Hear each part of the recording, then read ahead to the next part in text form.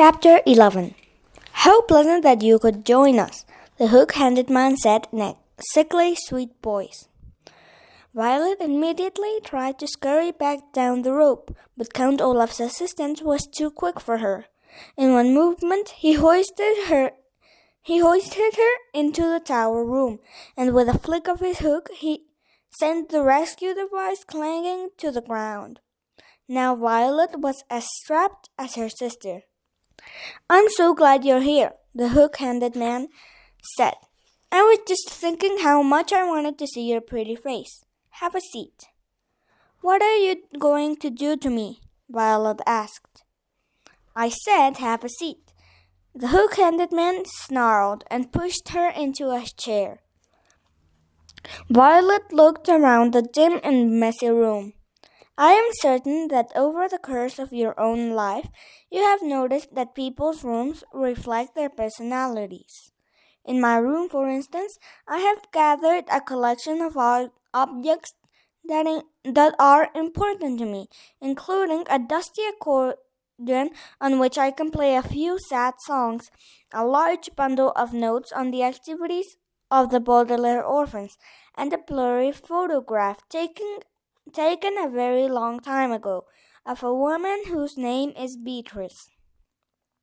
These are items that are very precious and dear to me. The tower room held objects that were very dear and precious to Count Olaf, and they were terrible things. There were scraps of paper in which he had written his evil ideas in an illegible scrawl, lying in messy piles on top of the copy of nuptial law he had taken away from Claus. There were a few chairs and a handful of candles which were giving off flickering shadows. Littered all over the floor were empty wine bottles and dirty dishes, but most of all were the drawings and paintings of carvings of ice, big and small and all over the room. There were eyes painted on the ceilings and scratched into the grimy wooden floors. There were eyes scrawled along the windowsill, and one big eye painted on the knob of the door that led to the stairs. It was a terrible place. The hook-handed man reached into a pocket of his greasy overcoat and pulled out a walkie-talkie. With some difficulty, he pressed the button and waited a moment. "Boss, it's me," he said. "Your blushing bride just climbed up here to try and rescue the biting brat." He paused as Count Olaf said something. "I don't know, with some sort of rope." "It was a grappling hook," Violet said, and tore off a sleeve of her nightgown to make a bandage for her shoulder. "I made it myself."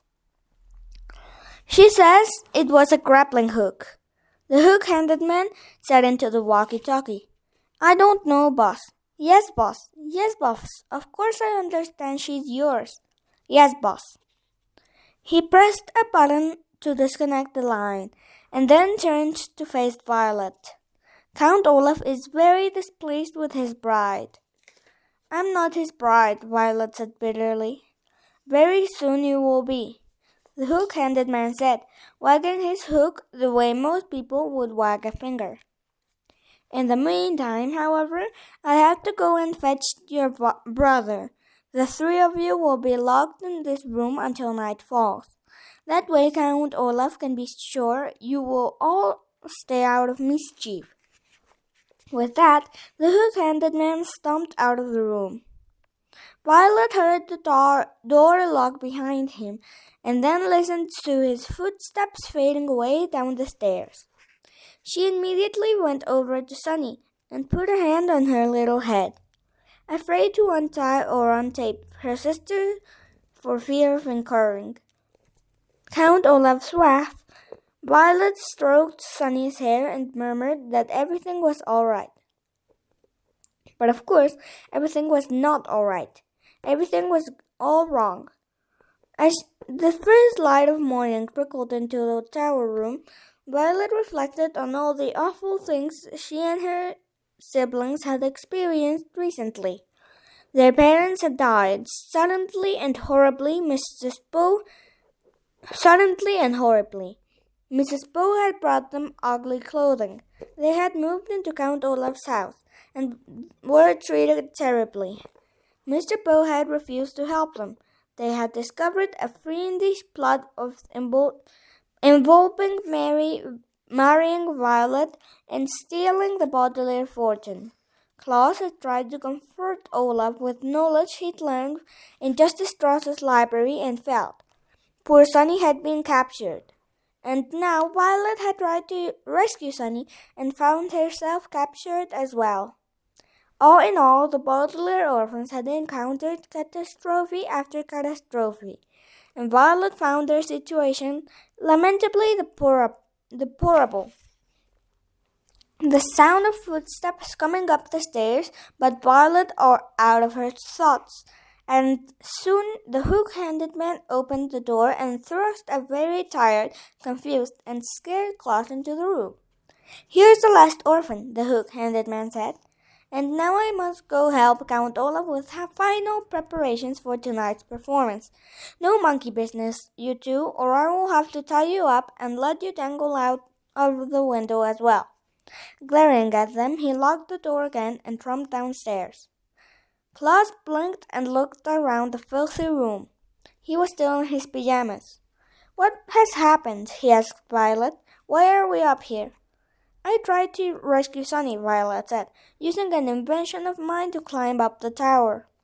Claus went over to the window and looked down at the ground. "It's so high up," he said. "You must have been terrified."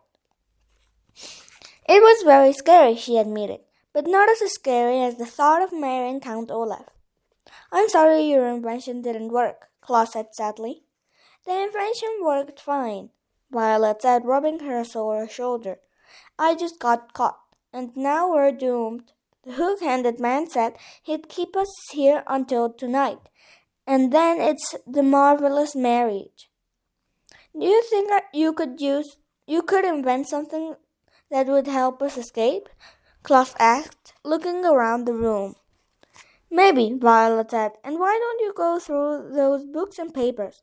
Perhaps there's some information that could be of use." For the next few hours, Violet and Claus searched the room and their own minds for anything that might help them. Violet looked for objects with which she could invent something. Claus read through Count Olaf's papers and books. From time to time, they would go over to Sunny and smile at her, and pat her head to reassure her. Occasionally, Violet and Claus would speak to each other, but mostly they were silent, lost in their own thoughts. "If we had kerosene," Violet said around noon, "I could make Molotov cocktails with these bottles." What are Molotov cocktails?" Claus asked. "They're small bombs made inside bottles," Violet explained. "We could throw them out the window and attract the attention of passersby." "But we don't have any kerosene," Claus said mournfully. They were silent for several hours. "If we were polygamists," Claus said, "Count Olaf's marriage plan wouldn't work." "What are polygamists?" Violet asked. "Polygamists are people who marry more than one person," Claus explained. "In this community, polygamists are breaking the law, even if they have married in the presence of a judge, or the statement of I do, and the signed document in their own hand. I read it here in nuptial law." "But we're not polygamists," Violet said mournfully. They were silent for several more hours. "We could break these bottles in half," Violet said, "and use them as knives, but I'm afraid that Count Olaf's troop would overpower us." "You could say I don't instead of I do," Claus said, "but I'm afraid Count Olaf would order Sunny dropped off the tower."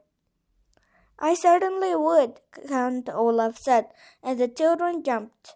They had been so involved in their conversation they hadn't heard him come up the stairs and open the door.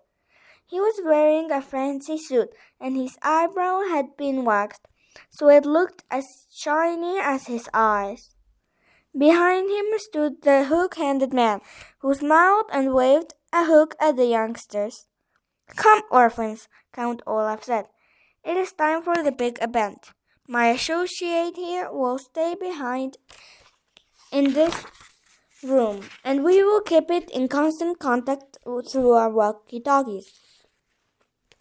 If anything goes wrong during tonight's performance, your sister will be dropped to her death.